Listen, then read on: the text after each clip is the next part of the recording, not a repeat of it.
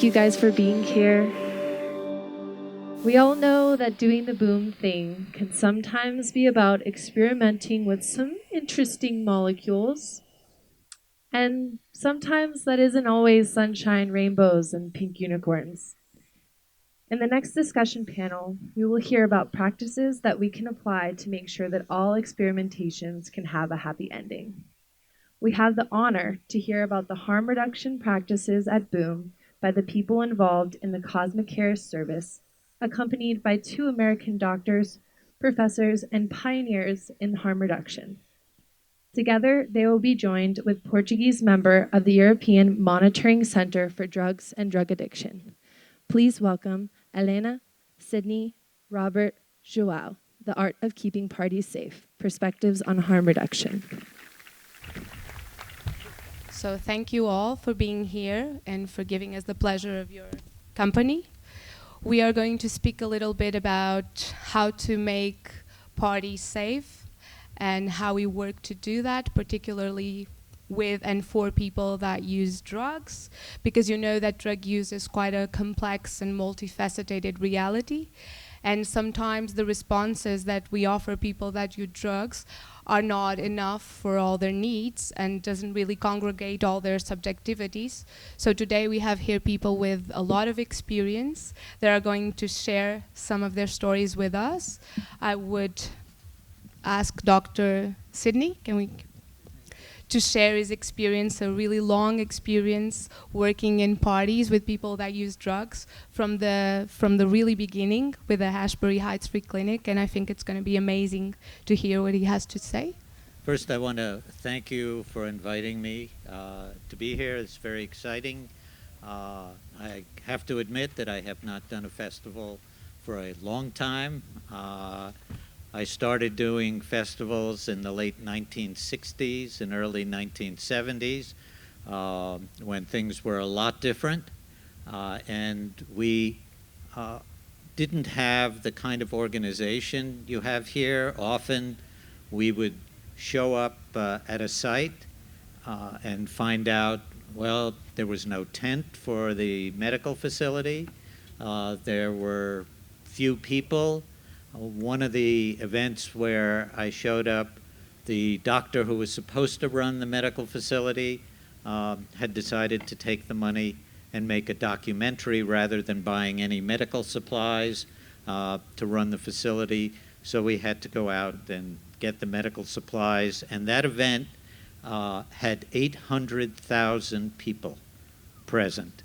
And we were able to work and take care of everything. And that was the first event where we set up what you have here at Cosmic Care, where we were getting drugs that people were bringing to the toxicology center. We were analyzing them, and then we would post with a description of the drug and what was in it. And to relate to harm reduction, what was very important, people would walk up, they'd read what was there, and there were people who were very responsible and would look at what they had, and if something was not good, they would throw it on the ground and walk away. But there were other people who would walk over and pick up what was on the ground and decide they wanted to take it. That's a mistake. That's not harm reduction. And so in that regard, I would say be very careful if you're buying drugs, especially if you're buying them from people whom you don't know. Be careful of what you're getting because it could be something that you don't expect. Talking about harm reduction, I think most of you think of it in terms of drug use. But at a festival, I think much more broadly. And I was very glad to see some of what was in the handout that we got, especially remain hydrated all the time when you're in areas like this. Use sunscreen. I was working at a festival in Florida. It was right after the winter. A lot of people showed up, and many of the women took off their blouses to sit in the sun. Parts of their body that normally were not exposed to the sun now became exposed, and there was a lot of sunburn that occurred. We had to actually set up a separate tent to house these women who had burned their breasts, and to make sure that there were not a lot of voyeurs coming around to see them and observe what was happening. But I would like to relate one story, and it's sort of very important because it's going to lead into something that Robert is going to talk about.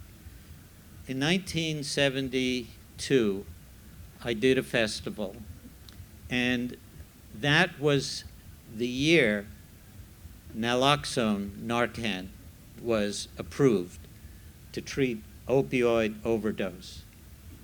We brought some to the concert. We had no problems except for when we were shutting down. The concert was over. We were putting our stuff together, and a bunch of people were running into our medical facility carrying a young woman who had overdosed on methadone. And so we took out our Narcan. She was blue. She was barely breathing.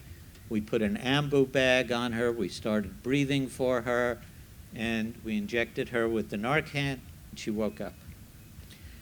The problem is that Narcan only works for about an hour to an hour and a half. Methadone can last 8 to 12 hours. We were shutting down, so we had to call a local hospital where they had never heard of Narcan. We had to send our supply of Narcan over to the hospital, explain to them how to use it in someone who had overdosed with methadone. We had the ambulance come, took her to the hospital, and then we left. A day or so later, I called the hospital, and they said that they had discharged her. Then about 4 years later, I was invited to speak on a television show about drug use in a panel. And after the show, I was walking off the platform, and a young woman walked up to me. And she said, "Dr. Schnoll, you probably don't remember me, but you saved my life at festival 4 years ago, and I never got a chance to thank you, and I want to thank you." And that is a tremendous reward, I think, for setting up these kinds of programs to help people to get that kind of feedback is very rewarding. So I'll stop there.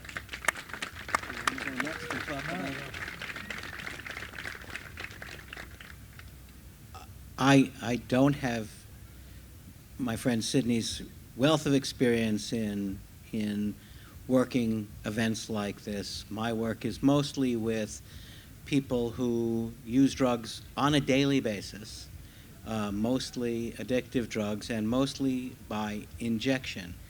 And where we are in the United States and in many parts of the world, the most commonly injected drug are opioids, like heroin and other related drugs.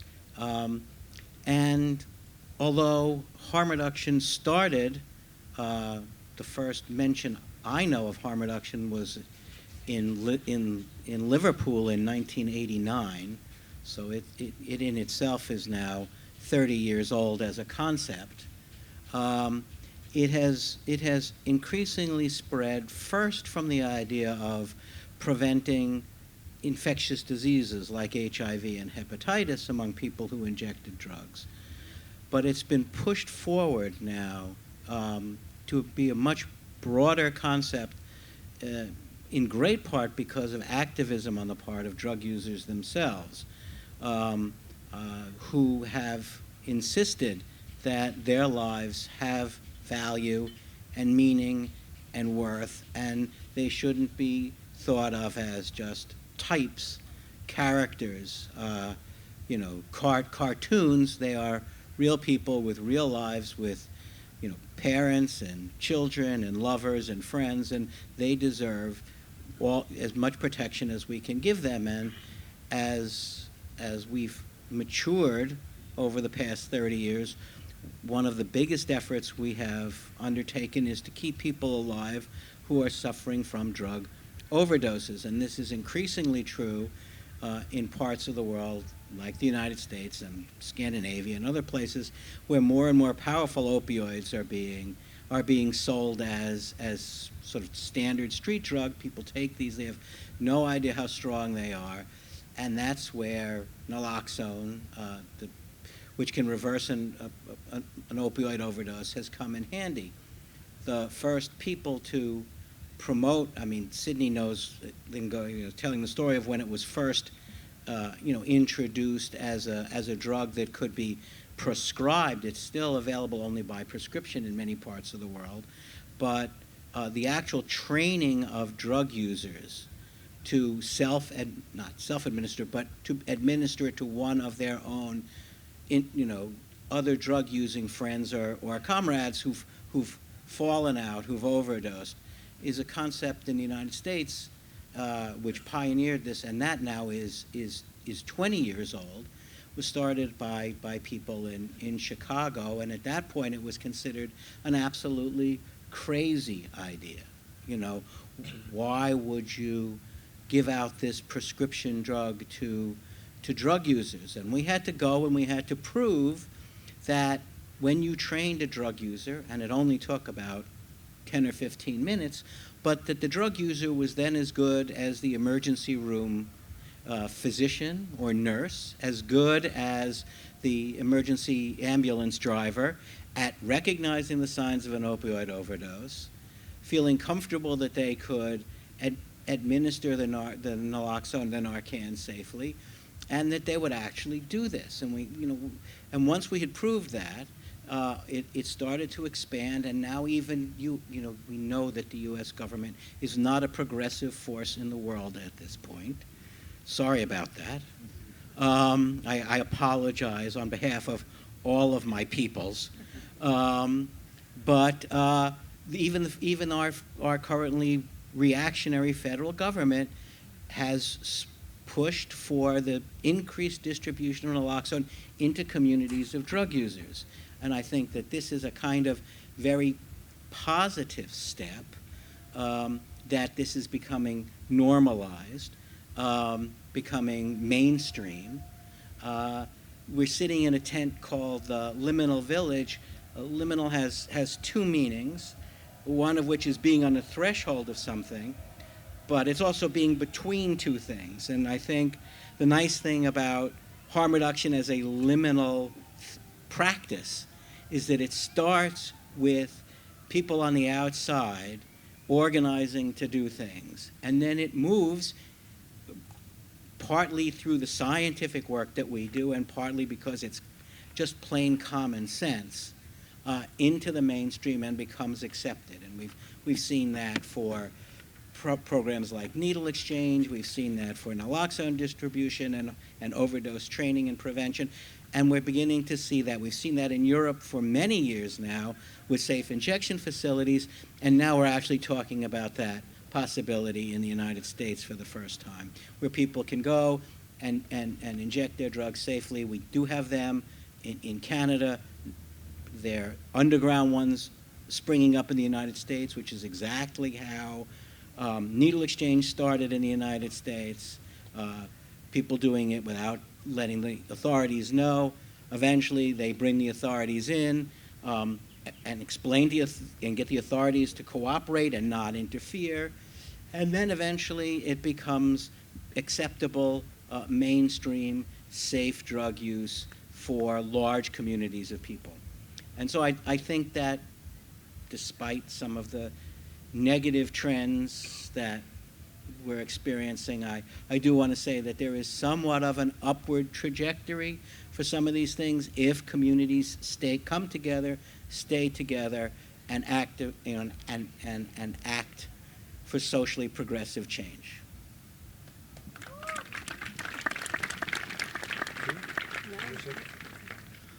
Morning.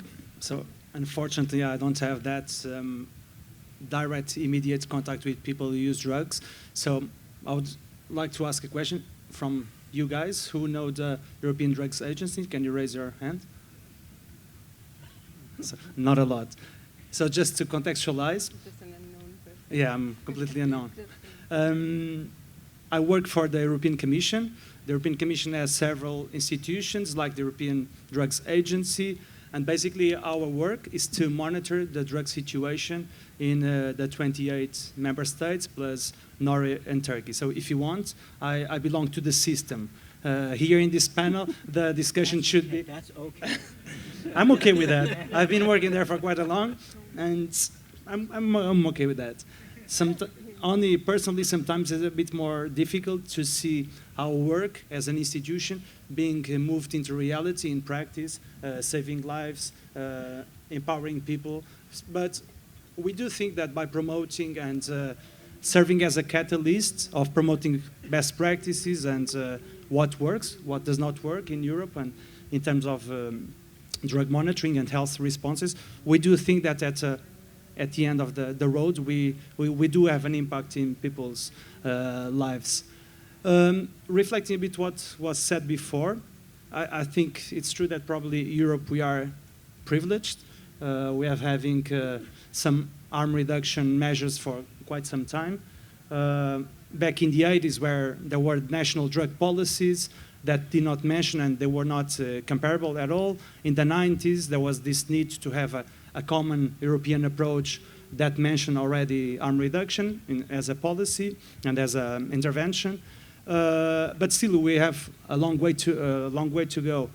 If I think a bit about some types of harm reduction activities, like opioid substitution treatment for people who might use drugs in a more problematic way, it was first in Europe in the 60s in Sweden, which is quite surprising. But the last European country to implement it, it was only in 2010. So still, there is a huge gap in terms of provision, even if we are in a healthy area of the globe. For us, in terms of harm reduction, of sharing and promoting the best practices, the drug situation has changed a lot, not only in Europe, but worldwide.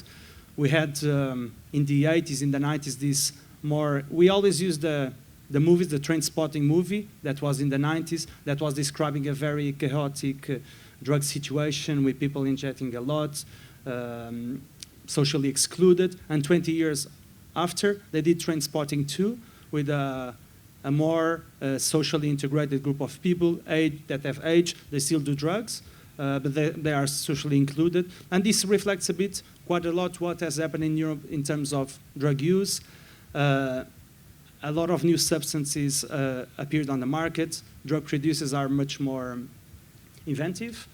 What you were saying before, a lot of times people do not know what they are buying. Sometimes guys do not know what they are selling. And this obviously creates challenges, not only for drug monitoring, for responses, but it also shows the importance of having drug checking services available, drug consumption rooms. And so this is what we have been doing. Still, I was referring before, we have a long way to go. I was looking at a few figures. We are here quite privileged that we have the chance to discuss about harm reduction inside a festival with a lot of people, but this is not what we see elsewhere. It's not what we see everywhere, unfortunately. I was in a conference with actually some of you that are here, inside a conference on nightlife issues inside a club, where I had to chair a panel like this, where we had festival organizers from the Netherlands, DJs from Switzerland, club owners in Germany. And it was about discussing a safer night, what should we be doing. And then before starting the panel, I was asking the German club owner, look, I'm going to ask you about drug issues. I'm going to ask you that there are a lot of guidelines available for staff training, for health promotion. And the guy turns to me and said, what are you talking about? Do not ask me about drugs. Do not ask me about guidelines. I don't even know what you are talking about. So there is still a long way, although there have been all these measures on how to reduce harm and implement good practices, still we have a lot of work to do. I was just simple things, few examples. Providing free water in festivals, in recreational settings. Only 6 or 7 countries in Europe, it's obliged by law to have this full extended. 6 or 7. Staff training, the same, only 6 or 7 countries. Having chill-out zones, also, only fully extended in 6 or 7 countries. So it's still a lot of work to do. I think this dichotomy of activism and moving harm reduction into institutions, I don't know if it makes a lot of sense to discuss this. I know that Helena disagrees with me, because probably one needs the other. If you look at the definition of activism, it means change, either social, political, and if that is the case, I think here it shows that it worked, having harm reduction in activities in like drug checking, cosmic care, providing support to crisis. It did work. It did change the system, because we are having here this panel discussing these measures. But in the end of the day, I think it's just a question of freedom, having the services available. If people want to use them, they will use them, but they have to be available. If people want to use drugs, they will do it, independently of their services or not. It's a question of empowering people to have better choices, to make the link between activism and institutions, to have these services available. I think harm reduction, I would differentiate the mainstream harm reduction, as you said, for people that use drugs problematic, needles and syringes exchange, a drug consumption room, to the other side of the harm reduction on festivals, because we are talking about different people, and the mindset of the general public also changes a bit. Having harm reduction services for people who use drugs in a problematic way, it has been going on for 2 decades, 3 decades, and let's be honest, a lot of people do not care about that group of the population, but when we are talking about young people and providing drug checking services, the mindset is completely different. And I think there's still a lot of work to be done there. And just to finalize, I think harm reduction in festivals, they're a bit paying the price of its success, because there's been the normalization of music festivals, electronic dance festivals. I was just looking, in Portugal, small country, in 2016, there were more than 300 music festivals. And so there is more demand. Probably not all the festivals would want drug checking services and this type of harm reduction activities, but there is a huge demand, and just for you to know, only 10 countries in Europe are providing drug checking services, and not all in festivals, some in drop-in centers, so there's still a long way to go. I think that's what I wanted to say.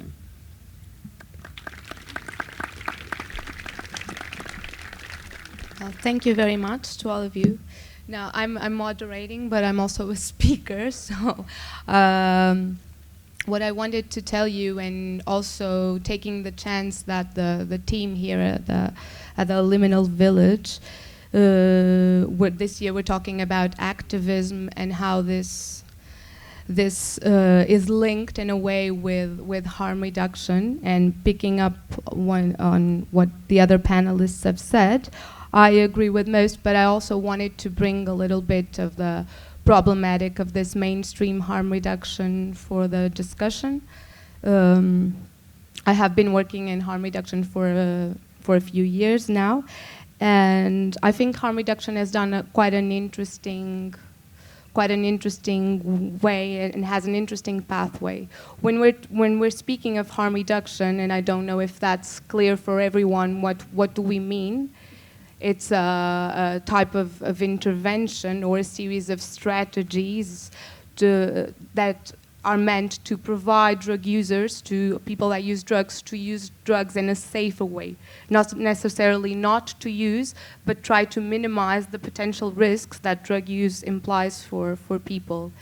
And like Dr. Robert Heimer was saying, in fact, harm reduction was born from the need of drug users to protect themselves.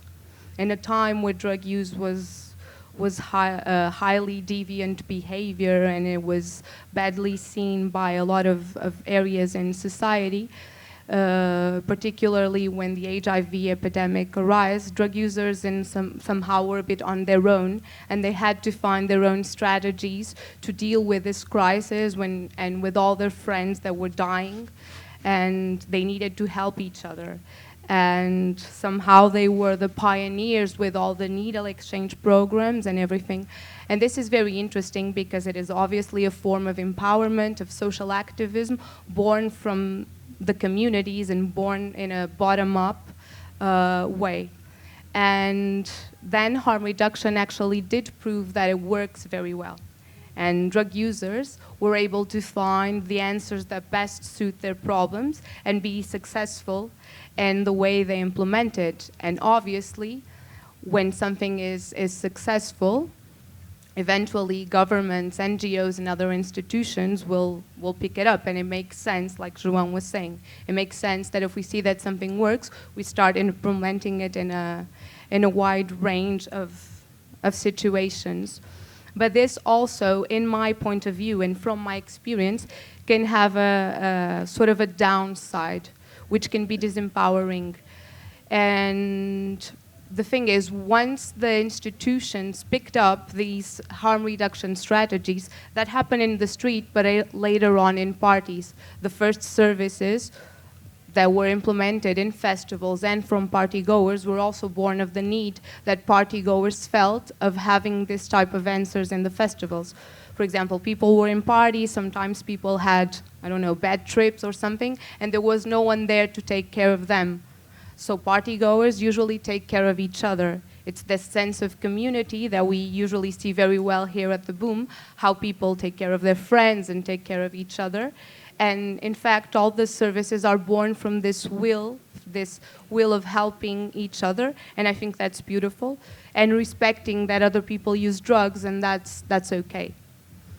And the thing with the institutionalization of harm reduction, obviously not all, is that it became very health-oriented in a sense. And obviously, health is a very important issue. It is important for people to be healthy, for people to survive, and that's an imperative, particularly in situations like Dr. Heimer or Dr. Schnoll were referring, when people use opioids and they had a problem with addiction and they're using drugs every day, and obviously it's very relevant to give them a chance to be healthy and to be alive. But particularly here in parties, we can see, I would risk, I'm not sure, that maybe most of us are drug users, I don't know. But for sure, some type of psychoactive substance anyone here uses, whether it's coffee, alcohol, or whatever. I'm not going to ask you who uses drugs, but I would imagine most of us do. And I would also imagine that most of us here have a normal social life, a structured life. We have sons and daughters and family, and drug use is a part of our life, but it doesn't necessarily take up all this space. And we do want to be taken care of, but we don't necessarily need institutions to be reinforcing only this health imperative. Drug use is about many things, and one of them is about pleasure and fun. Just last year, we did this survey here at Boom with a large number of people, particularly clients that were coming to our drug checking service. And we asked them their motivations for drug use. Why do people use drugs, particularly these people that were here? And over 70% of them said for fun, to have fun. And sometimes the health imperative doesn't always respect this motivation, this subjectivity of fun. And the way I see harm reduction is that we have to find a balance between minimizing the risks that drug use implies, but also allowing people to have pleasure and to have intense experiences if that's what they're looking for. And my experience with the more institutionalized harm reduction, and I think this is also changing now, is that it tends to focus a lot on health issues and forget a little bit this pleasure side and the motivations that make people use drugs. And when we only focus on risks, and if we think about the name harm reduction, it has harm in the name. And most people, when we use drugs, we're not necessarily focusing on harms, but we're focusing on pleasures. And so I think it's important, particularly for this type of population, for us, everyone that uses drugs, to find a balance between both of these areas and to put in the balance the pleasure and the safety.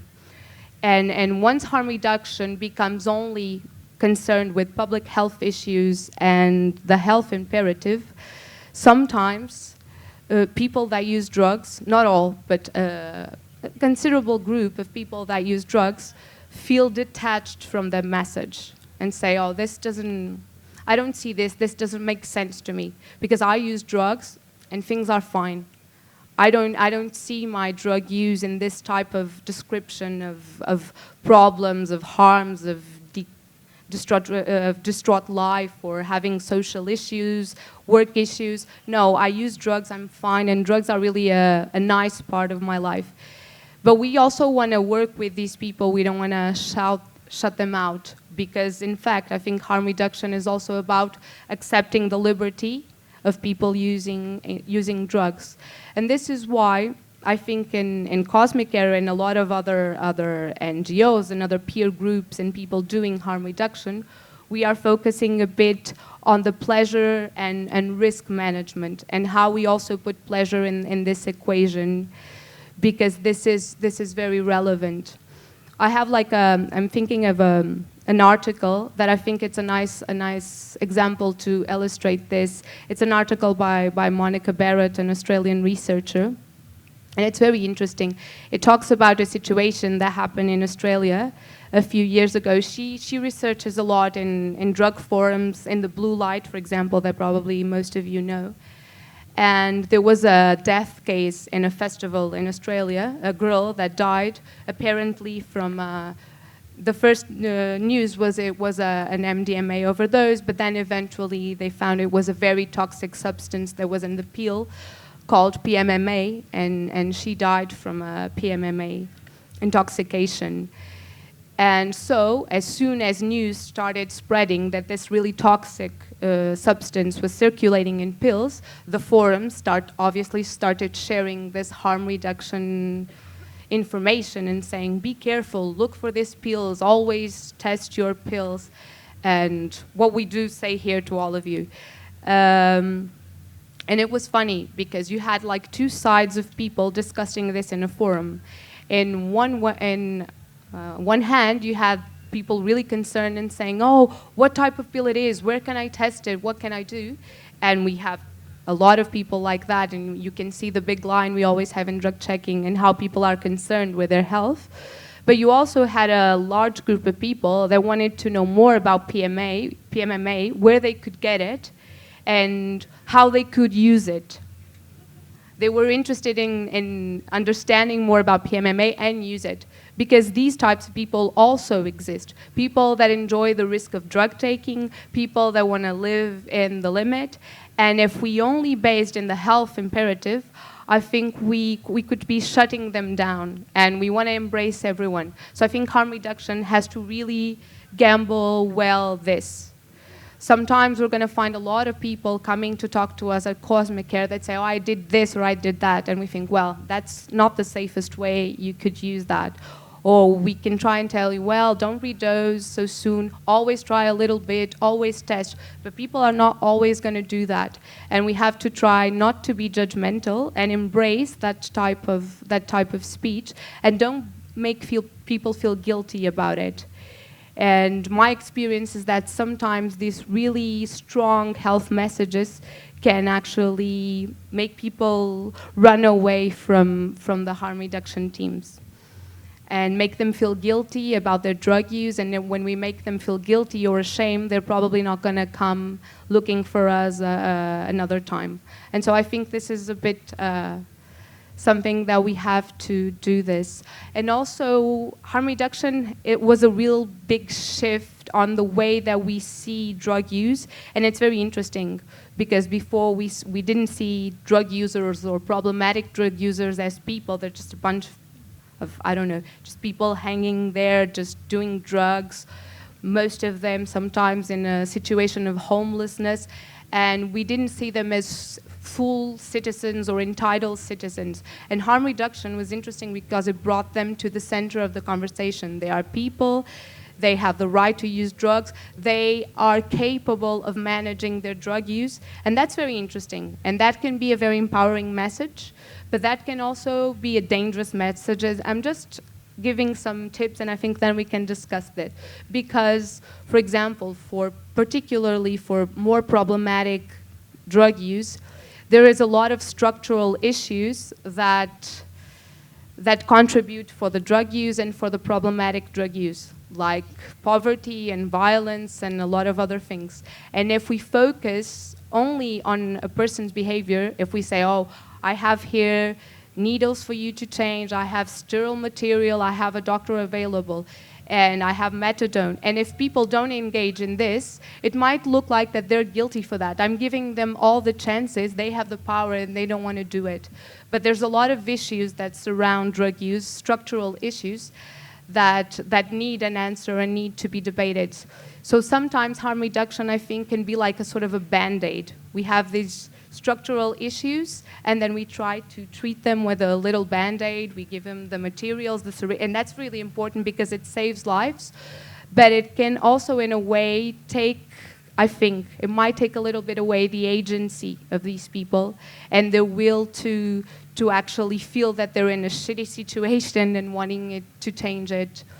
So I'm totally for harm reduction. I've been working in harm reduction since 2004. So all my working life, I did harm reduction, and I still do. So I absolutely believe in the principles of harm reduction, but I also have been thinking and wanted to discuss this with the panel and also with you, that how this can be also dangerous in a situation, and how you, as sometimes users of our services, see this. Are we empowering people that use drugs? Are we somehow just trying to brush off this drug issue under the rug? So I think it would be an interesting discussion. At least when I heard the word activism, this was what sprang into my head. That said, and because I already took a long time, we do have an amazing full-spectrum harm reduction services available here at Boom. Mostly supported by the Boom organization, which does a really, really big effort to put in place tons of services so that you guys can have the best party experience. And I'm here representing Cosmic Care, so I'd like to just briefly let you know what we're offering you this year and where you can find us. This year, Cosmic Care has 2 different points. Near the Dance Temple, you can find the drug checking and info hub. We are open 24 hours a day. We have several information on drugs. We have several harm reduction materials that you can get. You can get condoms, you can get sniffing kits, you can get earplugs. You can also do needle exchange if you need. And we're also offering drug checking. We're offering people the possibility to chemically analyze their substances and know what's inside. As you probably know, in previous years and all over the world, people have found very different adulterations in their substances. Some adulterations which are much more harmful than the drugs themselves. So please come and test your drugs with us. We're collecting samples from 6 p.m. every day until midnight. And I think it would be interesting for you to come and see how it works and see if it interests you. And then Cosmic Care is also another area near the entrance of the Boom bus and the Boom Medical Center, which is the psychedelic crisis hub that helps people that are undergoing some type of difficult psychological experience. Usually it's due to the use of psychedelics, but I think they're open to all people that are experiencing difficult situations. And they're open also 24 hours a day, and you can look them up. If you're feeling bad, if you're feeling the experience of the boom as being too intense for you, I'm sure they can help you or your friends.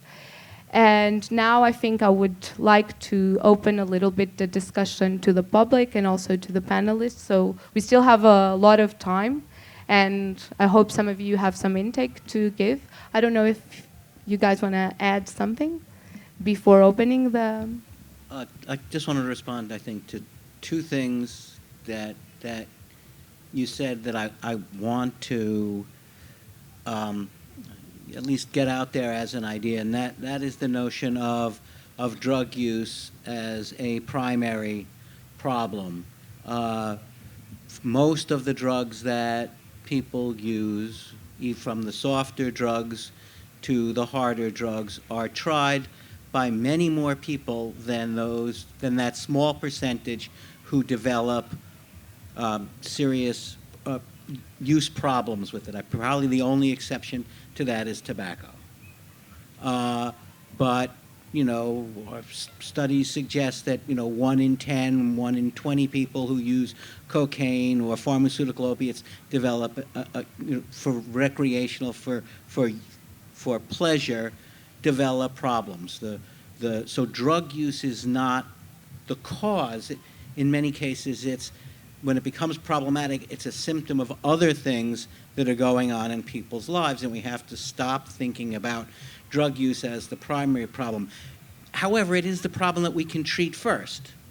So it needs to be an entry point into the system of care for dealing with people who have other problems, many of which are innately psychological, but many of which are social, many of which are caused by childhood abuse, by childhood trauma, by ongoing problems that remain unaddressed, because just as we can't talk about drug use in public all that much, we also can't talk about other mental health and psychologically difficult issues. It was still in many ways, a closed society, and the more we can do to open up the discussions, as the Me Too movement, for instance, in the United States has done around sexual harassment and sexual assault, we need to do the same thing for a whole range of social issues that create long-term problems, for which, for many people, drug use is initially a solution and ends up becoming a secondary and sometimes even a more significant problem. That's one. And the second is the relationship between institutions and the social activists who led harm reduction, 20 and 30 years ago. When things become institutionalized, it's important that the people who do the work not think of themselves as parts of institutions, but as individuals who are interacting with people. They can still be, as Jão has said, part of the institution, but that doesn't mean he should be part of the problem. Thank you. I think to sort of carry on a little about that, but to go back when I first started doing the work I did at festivals, people would ask me to come and set up what they called the trip tent, because of concerns that people would be taking psychedelic drugs and they would all be having problems.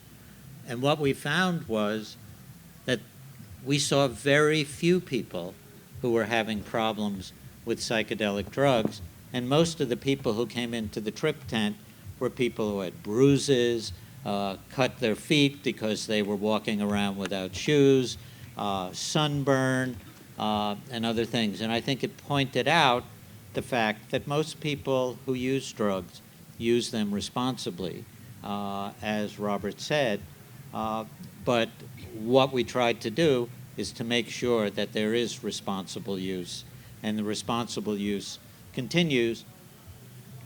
A very small percent of people go on to develop what might be called problematic use. And that's what we tried to deal with very early. My wife is sitting out there, and we met as she started to work in prevention and issues related to how that might fit in with the whole spectrum of drug use. So prevention doesn't necessarily mean never use. It means using responsibly and using in a way that does not result in problems. And so that's how we started a long time ago. The needle is moving. I think many of us believe the needle is not moving fast enough, but I think at times when I look back at my over 40 years of working in this area, I've seen that the needle has moved a lot. And what we're trying to do is to continue to move the needle in the right direction. But there are times when the needle will slide back in the wrong direction, and we have to keep up the effort to move things in the right direction. And needle was no pun intended. Yeah, just wanted to support what Helena was saying. It's true. Harm reduction as to find also the balance between the message and having people use drugs still being empowered, but also institutions have to find the balance, not only talking about health issues, but also giving voice to people who use drugs. But I think it's we here, we are also part of the problem in the sense that we have been not only, but talking about health a lot. And if you look at the title of the session, it's also keeping parties safe, which implies that they might not be safe or they are not safe. So a suggestion is also in 2 years to say something about keeping pleasure in parties or something. Because I think all the drug-related discussions always focus on the harms, on mortality, on people struggling. The media loves to pick on those stories, and we know, especially in Portugal, on Boom Festival. But also when we are talking about drug policies, and I'm Portuguese, and I'm super proud of the Portuguese drug policy, but every time we listen and there are praises to the Portuguese drug policy, is always focused on reduced drug use, reduced mortality, reduced infectious disease. So it always looking at the harms and the consequences. And this is an issue that drug systems have, that do not see the pleasure component, and that most people who use drugs do not have any problem. Thank you. I don't know if some of you would like to... A question, if you want to participate, we still have time. So if someone wants to give their take on this issue also and give some points to discussion. Hello. I have a very silly question. You said that you asked a lot of people why they use drugs and that a lot of them said for fun. I'm curious what the other people said. Well, I'm not absolutely sure of the numbers, but I know the line. Well, a lot of people said for gaining a better understanding of themselves, for artistic purposes, to sleep, to feel better, to be able to socialize better. That was also a relevant thing, to be able to be in a group and socialize better. And I think these were the main reasons. But fun was way, way ahead. Like I said, it's about 70%, and then the others were all in quite smaller numbers. Just the first thing to say to Dr. Heimer, don't feel like you need to apologize on behalf of all Americans. I've heard it so often, and you're all trying your best, you know. The USA is a multicultural society, and you've got the extremes on both ends. So, yeah, you're doing a good job. Besides that, I'd like to hear the panel's response to this thought.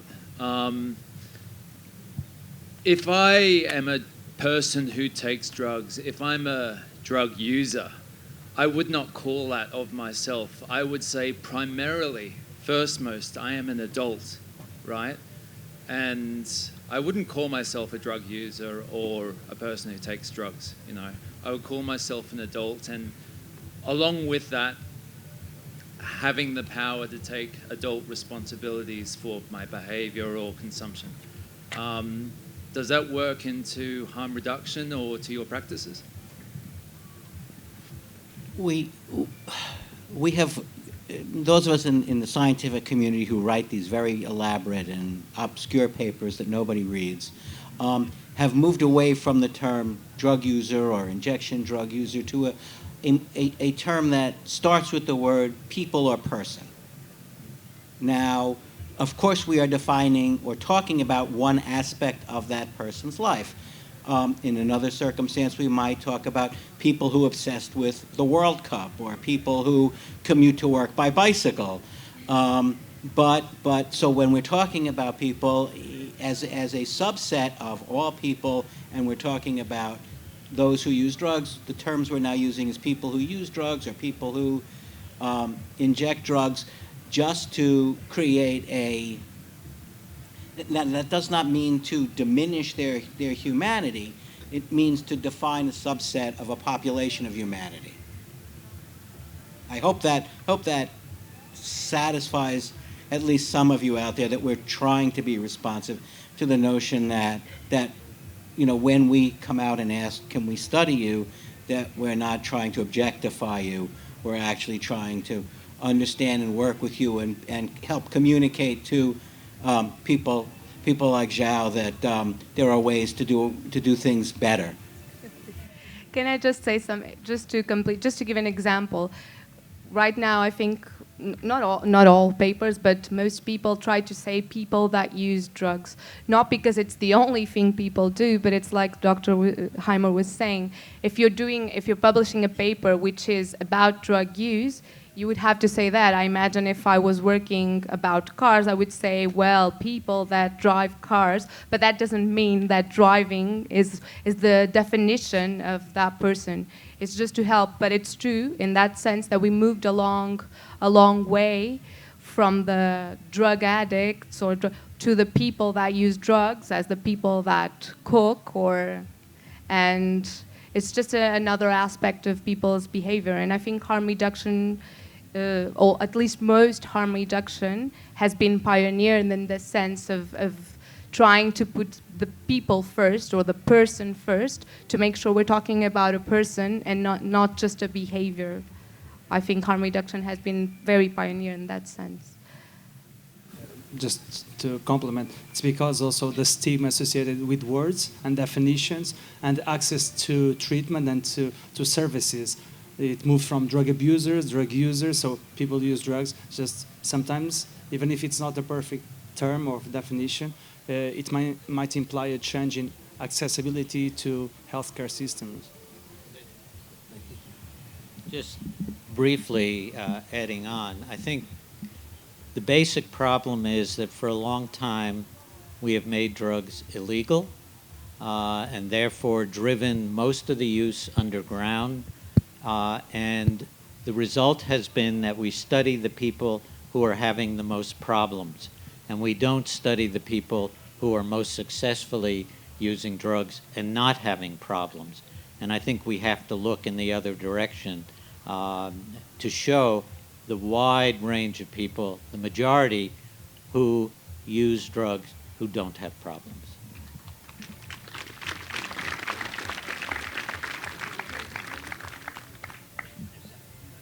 Hey, I just wanted to kind of elaborate a bit on your point of that we don't talk enough about the positive side of drugs. And for example, when you say harm reduction, you always talk about the harm that comes from drugs, but not ever about the harm that comes from not taking drugs. For example, in Europe, we have problems with alcoholism. Depression it's a huge problem. Most people experience one major depressive episode in their lifetime, and some people live with depression for their entire lives, yet we're just now seeing studies and kind of movement in the legal framework where these kind of benefits of drugs are even explored. And I was just hoping to hear more from you if like the European agencies have like any plans for moving forwards with these medicinal benefits.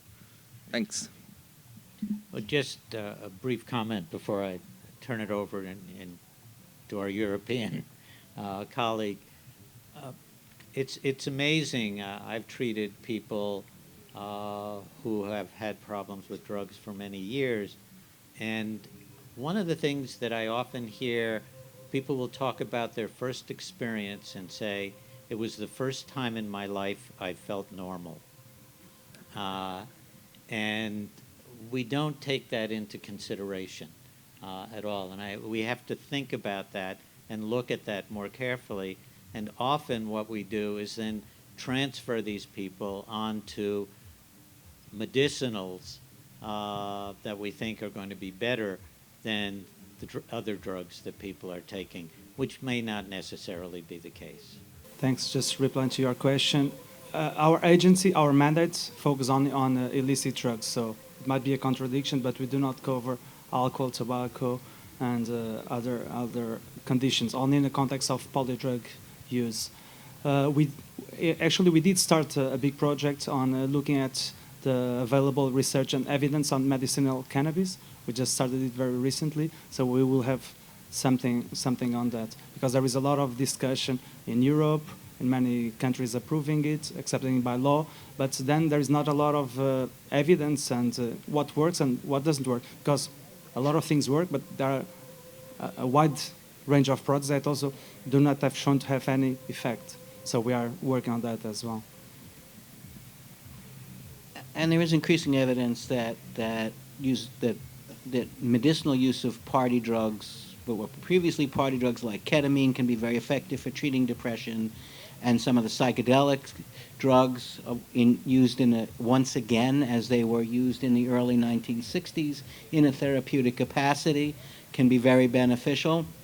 And I think we're finally, part of my belief that we're ascending is that we're now beginning to discuss these things again openly, getting scientific permission. I know this is a pain in the ass, but scientific permission to test whether or not these drugs are working, under what conditions do they work best, what needs to be done in addition to just giving somebody a drug, because these things are complicated psychological issues that require, nobody's cured by a single, maybe in the old days, or maybe now actually, we can cure hepatitis C with with drugs, but there are very few things that are complicated that we can cure just with drugs alone.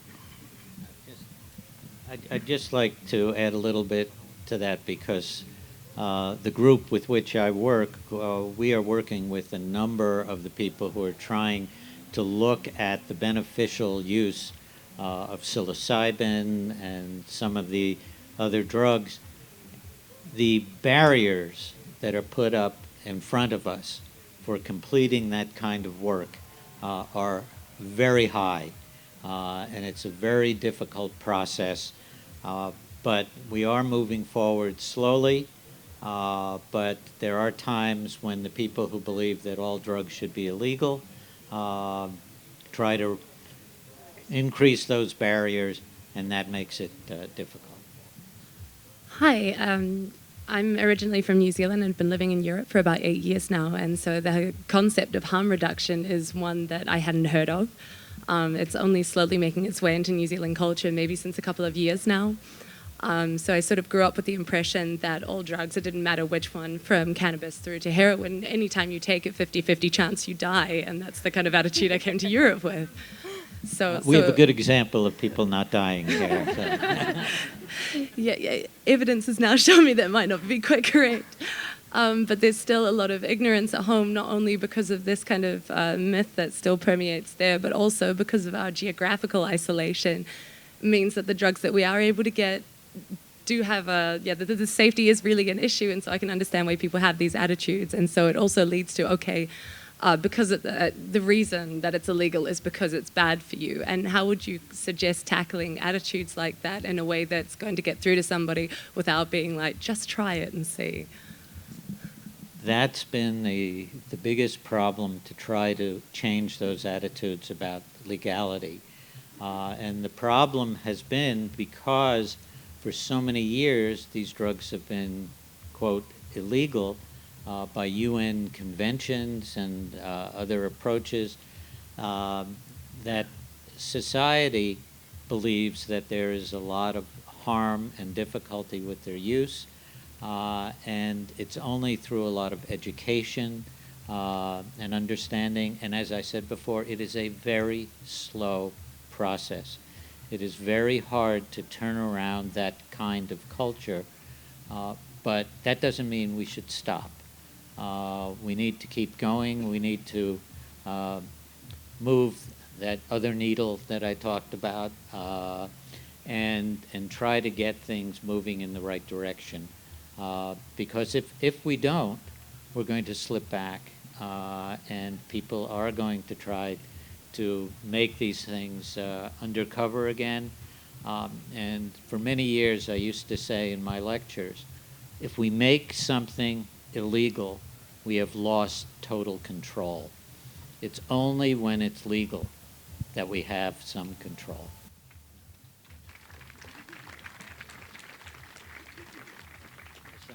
I would like to add on that, for example, the work that the MCDDA does in collecting evidence, and also Dr. Heimer has been investing a lot in having evidence on harm reduction strategies that work and everything. I think evidence can be used to advocate for this, and it doesn't resolve everything because sometimes politicians and citizens are not so. Evidence doesn't always work as a way, but I think it is a good basis to have. If you have interventions and if you have policies that are based on evidence, I think that can help people move forward. I think the Portuguese example can, in that way, be a good example. We had a change on our drug policy and we decriminalized drugs in 2001.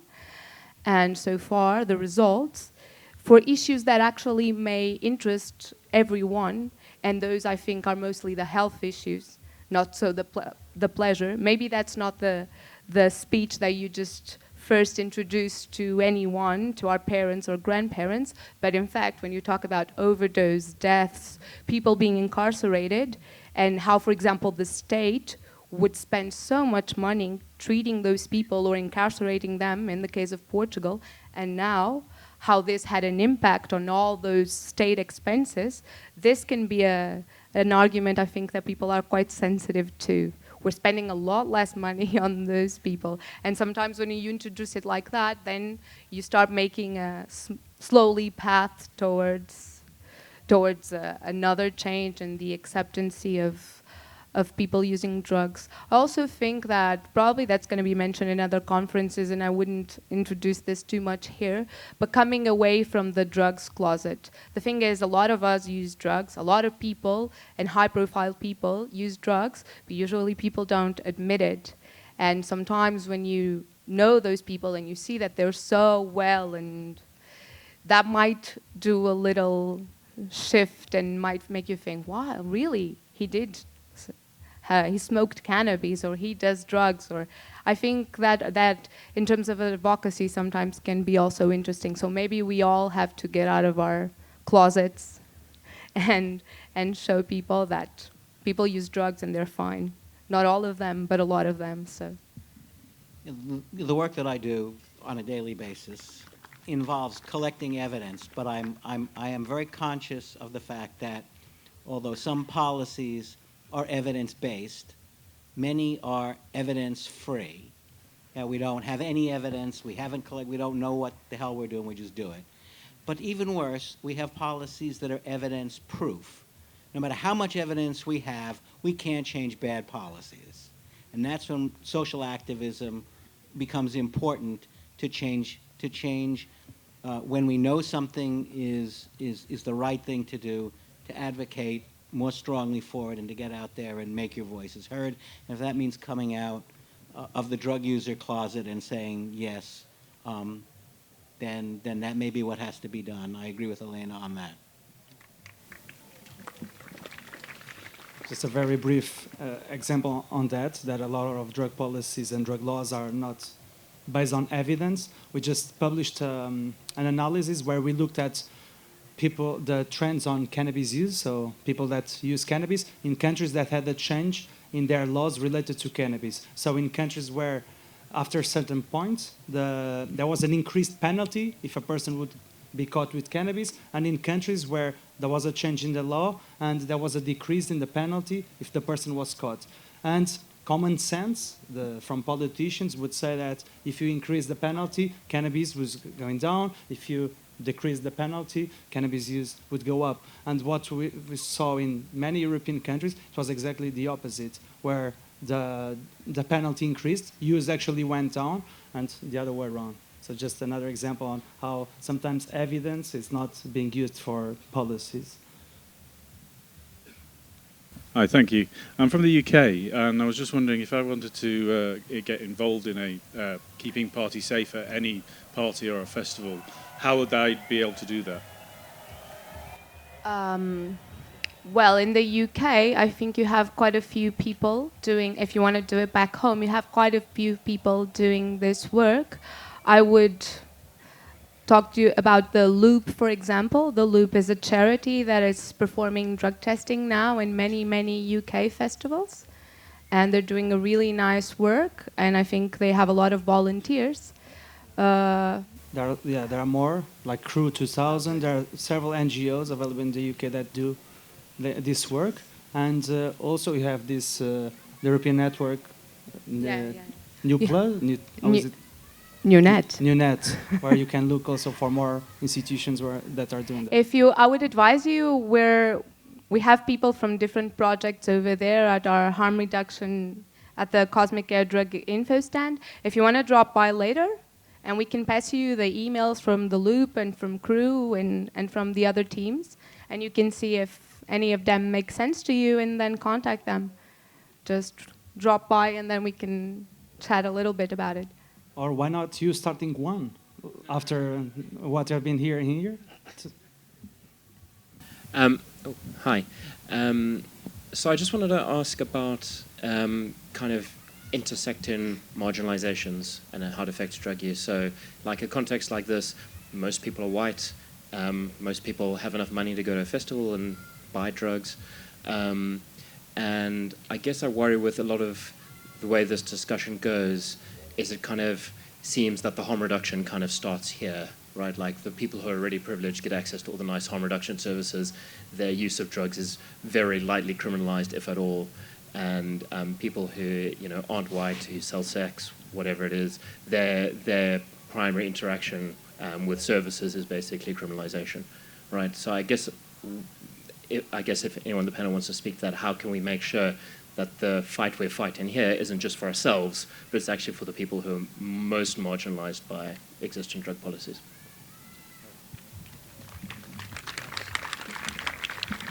I think you are correct, and most of the data actually show that people who are marginalized, that what plays into that is a lot of racism that results in people believing that certain ethnic groups have a larger number of people who use drugs, but in fact the data don't support that. And it really is a matter of those people look different than I do. And therefore, if they have a problem, it's worse than any problem I might have. And if we go back into the United States and look at the origin of drug laws, and you can see that most of the laws were based on racist attitudes to certain populations. And I would recommend a book by David Musto, The American Disease, where he very nicely outlines that. And another book by an author, Troy Duster, called The Legislation of Morality. And both of those books very clearly point out the issue of racism in drug laws. While we're waiting for the next question, historically speaking, marijuana prohibition began, not surprisingly, in states adjacent to the Mexican border. Opium prohibition began in places where there were Chinese immigrants. the increasing drug laws, draconian drug laws of the 1970s were in place. The worst ones were in New York State because of African Americans. So there's no question that racism is at the heart of much of the anti-drug legislation and criminalization that we've seen in the United States, for sure. And then, of course, we, as the sole global power in the 1960s and 70s, pushed forward these international conventions under which we now all live. I'm thinking, for example, about the Portuguese situation, which, although is a little bit different from the one in the United States, because we have a much smaller black population, and so the situation about African Americans being incarcerated related to drugs, it's not so evident. But if you think about the actual motivations that were behind our change in drug policy, you will see that it started being thought about it, I think, in the 80s, when we had like a really big heroin issue, and that it started affecting everyone, particularly it started affecting the middle and upper classes, and there was such a high epidemic on heroin that almost like every family had someone that had an issue with heroin, and that was what actually brought the harm reduction responses and the change in the law, that it affects, like João said that before, it affects your son, your cousin, because when it only affects the street junkies, it's not really an issue. You don't really want to care about it. It's only when drugs started being sort of a more cross-cutting issue that we actually started acting on that. But in a sense, that sort of helped everyone benefit from this change. And I think that, and that's what I meant before about harm reduction being activist or not. It's fine that it's happening here, I think, and it's fine that we can provide drug checking to all of you, but obviously, probably you're not the people that most need drug checking. It is the people that are using in the streets, probably the people that are using in the United States, taking fentanyl and dying because they don't know what's in their drugs. But if we start pushing forward and maybe here help create evidence that it does work, eventually we might get there. But I think it takes all of us to be active and not only focus on ourselves. It's true that when we look at the audience, it's a bit scary that we're all white, probably quite privileged people. Actually, on the afternoon, we're having a conference on gender, and we want to talk a little bit about that. Focus on gender, but other issues, so come and join us also to discuss it further. Just to mimic what Helena was saying, indeed I was thinking about that, and I said it before. We are really privileged to be here and having the opportunity to discuss these issues, which does not happen anywhere else. So it's also a bit our fault that sometimes we want to talk amongst each other, the drug checking services amongst each other, the researchers amongst each other, and I could bet how many police officers are here. I can tell you, 0. No one raised his hand. Festival organizers. But they're more stigmatized than the drug users. So, they don't want to say it. There are cops in here, but they're just not working. And but I think we have to be more inclusive in our discussions also, not to talk amongst each other. Yeah, we tend to talk amongst ourselves. My question to you is, like, with harm reduction, when do you call 911? I mean, when do you call for help? You know, and with where I come from in the United States, they just made it okay. They won't prosecute you, legality. The police won't go after you if you call if somebody's ODing beside you at your house or at a hotel.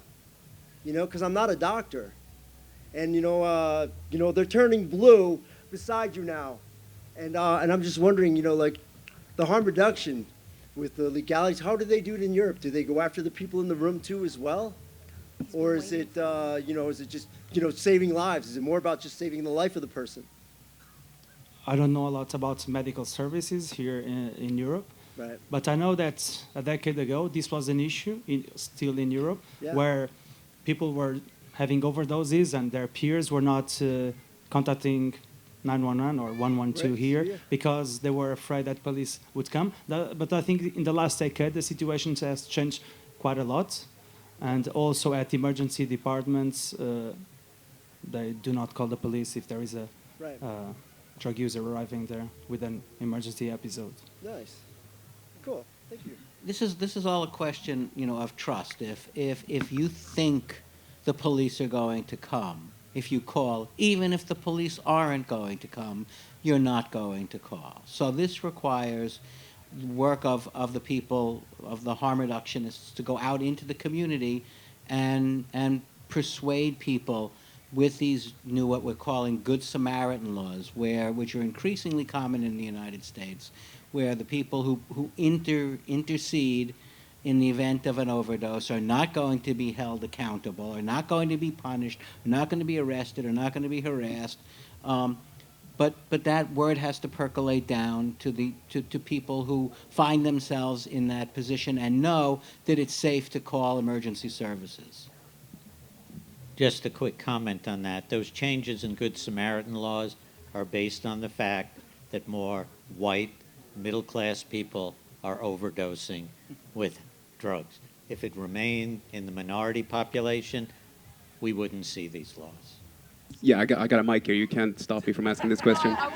I wouldn't dare. You definitely deserve it. So I'm also part of the system, and my question pertains a bit to that. I work in a psychiatry ward, and so I meet a lot of people who are the homeless people who are drug users, the problematic ones. And my colleagues are very aware that that's a problem, but how do I talk to my colleagues about harm reduction? How do I convince people who work within these wards that it's a positive thing to talk to your patients or clients about the positive use of drug effects without looking like the weird one? Because I'm already sort of the weird one. How do I do this without being more that? I've been the weird one for a long, long time. And you just have to keep going. And you can't stop, because when you stop, if there's no one else behind you saying the same things, you're going to lose the credibility that you've gained over time. So it's really very, very critical. And showing people the evidence. As the evidence mounts, if you work in a hospital or something like that, hopefully the people who work there base what they do on some science. And showing them the science will hopefully convince them. But it takes time. As I mentioned before, that needle moves slowly.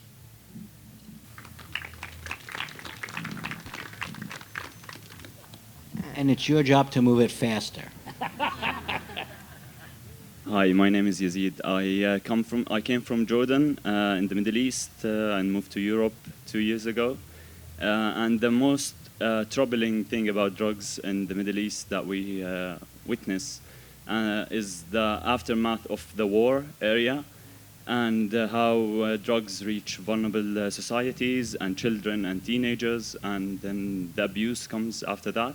So I was wondering if there are any NGOs you're aware of or foundations that we can support that will provide harm reduction or any kind of help for these societies in these areas, not just in the Middle East, in any war area. Absolutely, there are. Absolutely, there are. Centered in Beirut is an organization called the Middle East and North African Harm Reduction Organization. You can just Google it at MENARA. They work throughout the Middle East, although they're centered in Beirut. And the man who runs it, Elia Raj, is absolutely committed to equality for drug users throughout the Middle East region.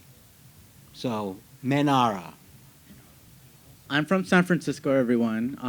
I'm an at-risk youth person, a supervisor. I work with middle school to high school. I myself have used drugs, and I'm the person that my students come to because they don't know who else to go to. So my question for today is there any possible way that Boom Festival can offer a training on how to become a cosmic care person? Because I can't wait for the laws to change.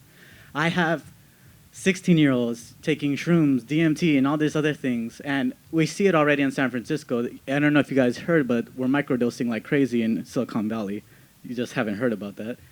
And also, MDMA is really, me and my brother here, we've been in the rave scene since before it was underground, EDC, all that electric stuff. And it's really hard because we lost a brother because of the overdose. And we wish we had this available the day before he died. So I'm wondering if there's a possible way we can get trained on to become a cosmic care person. Yes, well, the person to talk to in San Francisco is the San Francisco Health Department, part of the establishment. A guy by the name of Phil Coffin, who's done a lot of work originally with drug overdoses. In fact, my Got Naloxone shirt is from the Dope Project in San Francisco. Nice. So we're both, even though neither of us are from San Francisco, because the best I do to help out my parents, because my parents they're so connected into the matrix, what I call, being an engineer and everything. They're like, I don't know how to help them. I'm like, okay, the best thing I can give you is maps. Here's maps. Try to see the research. Try to find somebody who can give you the better advice, because the kids, they don't care where they get it from as long as they get it. And so that's why We'll talk with you afterward. We'll Love be you. right up here. Okay. I was going to suggest the same, to tell you that to visit Cosmic Care over there near the dance temple, and I think we can have a talk also about how we can share a few practices and how we can talk. I think it would be nice, so drop by also. That would be nice. Thank you. Thank you very much for time. Just one quick question and another which we have no time maybe, but we will see. One is about the research. The people who gave the answer about the research that they want fun, had they any other possibility to tick multiply answers? It's very important for me. If they have, yeah. Yeah. So this was the most, and they have other. They have as others. well. Yeah, Okay. they can say several motivations. And the other is in the future, maybe in the very far future, maybe in my next life, but we will see. There are a couple of places all over the world where you can buy tobacco, buy alcohol, just in a certain shop, or buy mushrooms, or you can buy also marijuana. How do you see if when we will get there, when people can go in a shop and buy exactly MDMA when they are wanted, and nothing else, or if they got a pill, there is a thing in it, and they will tell what is in it, and there will be a pharmacy person who can you talk with about the responsibilities, how you can use it. So how will that be organized once, and how can you see the future about that? Well, it is starting a little bit in the United States, in those states where they have legalized marijuana. So you see in California, Oregon, Colorado. But the problem is it is not controlled to the extent it should be. So when, in fact, somebody says this is 50% CBD and 50% THC, when the compound is analyzed, that's not true. So there needs to be more work in developing toxicology on these products before they are actually sold, rather than just giving some comments as to what they are. I think we're headed there, especially as in some countries now, various cannabis products are now legal for treatment. You have side effects in the UK, and also in Canada. We now have a cannabis product that's just been approved in the United States for medicinal purposes. And as these things move forward, I think we're going to see some of the changes. And it's very important when people need to know, as we've talked about, what they're taking. That is absolutely critical. Just in Europe, I'm awful at guessing, but there are a lot of discussions about the medicinal and being approved already in some countries. I think it's just a question of time for cannabis recreational use being also going through a lot of discussion. I don't think it will take that long. For the other substances, I have more doubts. But as just said before, it's just not a question of changing it, but doing it in the right way, and also learning. We are in a bit of a privileged position in the sense that we are learning from the mistakes that the guys are doing in the US. So we should learn from that. Hooray mistakes! Hooray for us! You can learn from us. I want to thank the three of them for such an interesting talk. And yeah, the three of them, I think, will be around during the whole day, so just feel free to bother them. And I would like to remind you again, please visit Cosmic Air. We're doing the drug checking and the information in front of the dance temple, and if you need help with some sort of psychological crisis, look for Cosmic Air Crisis Hub near the BMS, near the Boom Medical Center. And for that, I would also like to really point out thank you to the Boom Festival organization for the amazing support to set up Cosmic Air this year. It is the largest year ever, with the largest input from the organization, and also to Heimer Design, who was so kind to donate us the help to buy our drug checking material and to do our flyers. So thanks to Boom and thanks to Steve Chapman and Heimer Design for your amazing help. And thank you all for being here. Thank you.